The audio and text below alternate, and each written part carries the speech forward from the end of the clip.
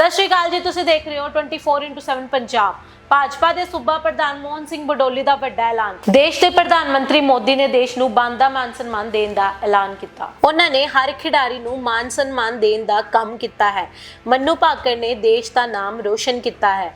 ਮੈਂ ਪ੍ਰਧਾਨ ਮੰਤਰੀ ਮੋਦੀ ਦਾ ਧੰਨਵਾਦ ਕਰਦਾ ਹਾਂ। ਇਹ ਪ੍ਰਧਾਨ ਮੰਤਰੀ ਨੇ ਪੈਰਾਲੰਪਿਕ ਖਿਡਾਰੀਆਂ ਨੂੰ ਸਨਮਾਨਿਤ ਕਰਨ ਦਾ ਕੰਮ ਵੀ ਕੀਤਾ ਹੈ। ਮੈਂ ਉਹਨਾਂ ਦਾ ਧੰਨਵਾਦ ਕਰਦਾ ਹਾਂ। ਹਰਿਆਣਾ ਦੇ ਖਿਡਾਰੀਆਂ ਨੂੰ ਸਹੂਲਤਾਂ ਮਿਲਦੀਆਂ ਹਨ।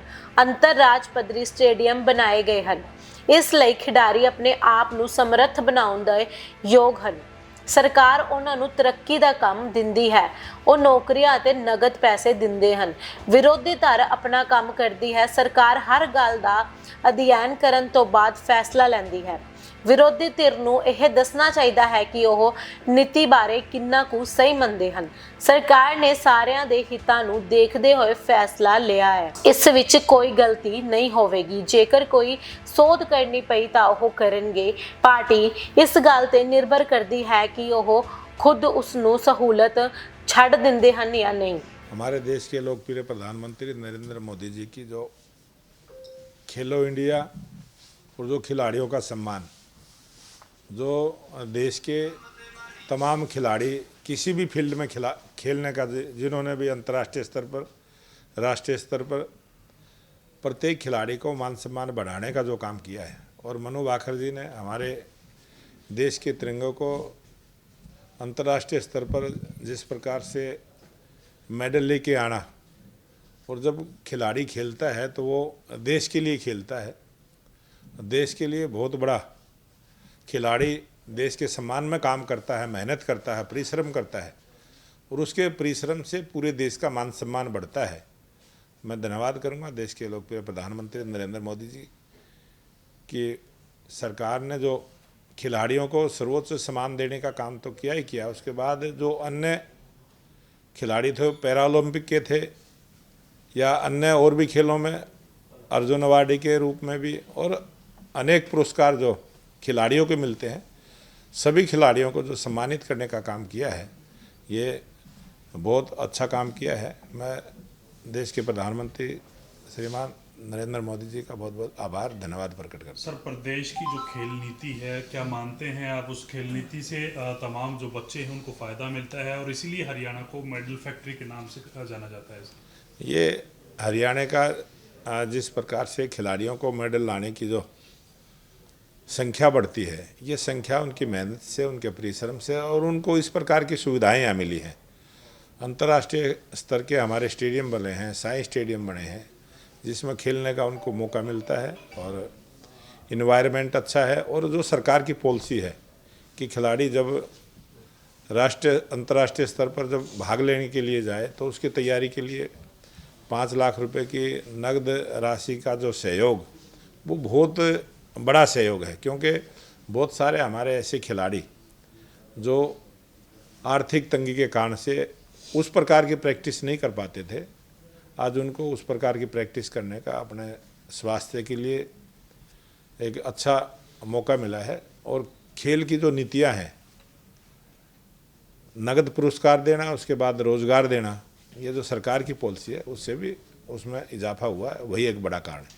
सर, प्रदेश में एक फैसला लिया गया है, ईडीसी जो रेट है वो बढ़ाया गया है, कैसे देखते हैं? विपक्ष इसको लेकर हंगामा जो है वो कर रहा है। ये कह रहा है कि ये जो है गरीब लोगों जो आशियाना बना लेते थे, उनके हकों पर कुठारा गया था। सरकार इस प्रकार का जो फैसला सरकार ने लिया है उसको वापस लेना चाहिए। विपक्ष का अपना काम है, सरकार का अपना काम है, लेकिन सरकार जब कोई निर्णय लेती है तो सब चीज़ों का अध्ययन करने के बाद लेती है।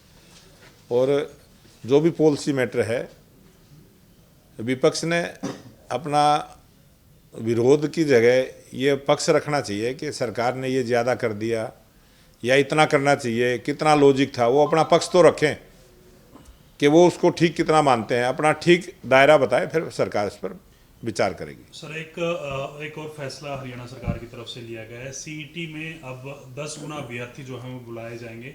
किस प्रकार से देखते हैं सरकार के इस नए फैसले को? सरकार इसकी जारी हो चुकी है। सरकार का जो नया फैसला है, और वो सब चीज़ों को अध्ययन करने के बाद लिया गया फैसला है, और वो सभी के हित को ध्यान में रखते हुए लिया गया फैसला है।